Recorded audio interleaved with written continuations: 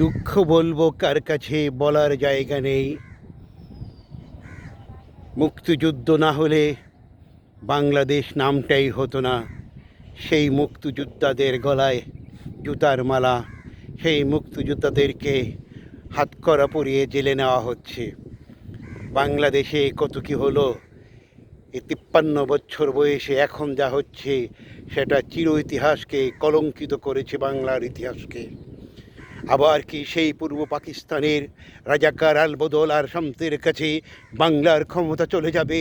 আমরা কি আবার আমাদের স্বাধীনতা হারাতে বসবো? আমরা কি আবার পূর্ব পাকিস্তান হয়ে যাব? তাই সবার কাছে অনুরোধ করব, রাগের মাথায় ক্ষমতার লোভেই রাজাকার আলবদর আল শামদের কাছে দেশের ক্ষমতা তুলে দিয়েন না। মনে রাখবেন, ধর্মের নামে যারা ধোঁকাবাজি করে, যারা আজ পর্যন্ত এই কথাটাই স্বীকার করে না আমাদের যে 71-এ স্বাধীনতার যুদ্ধ করেছি আমরা পাক বাহিনীর বিরুদ্ধে, আমার যখন মনে পড়ে ইতিহাসটা, আমার শরীরের প্রতিটা লোম দাঁড়িয়ে যায়। 2 লক্ষ মা বোনদেরকে তারা ইজ্জতহানি করেছে। তারাও মুসলিম ছিল, আমরাও মুসলিম ছিলাম।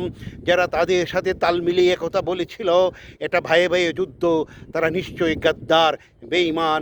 তাদের কাছে ক্ষমতা তুলে দেওয়া যাবে না। আমি একজন শহীদ পরিবারের ছেলে, আমার বাবাকে পাক বাহিনীরা হত্যা করেছে। আমি ঘৃণা করি পাকিস্তানিদেরকে। আমরা নির্দোষ ছিলাম, আমাদের দাবি ছিল হক, আমরা চেয়েছি, আমরা ভোটে জয় হয়েছি, ক্ষমতা আমাদের কাছে বুঝিয়ে দাও। ওই ইয়ে আইয়ুব খান ভুট্টো চক্রান্ত করে আমাদের কাছ থেকে ক্ষমতা ছিনিয়ে নিয়েছে, আমাদের 20 লক্ষ মানুষকে হত্যা করেছে। তারপরে তাদের সাথে যারা ছিল তারাই দেখছি আজকে দেশে সোচ্চার হয়েছে।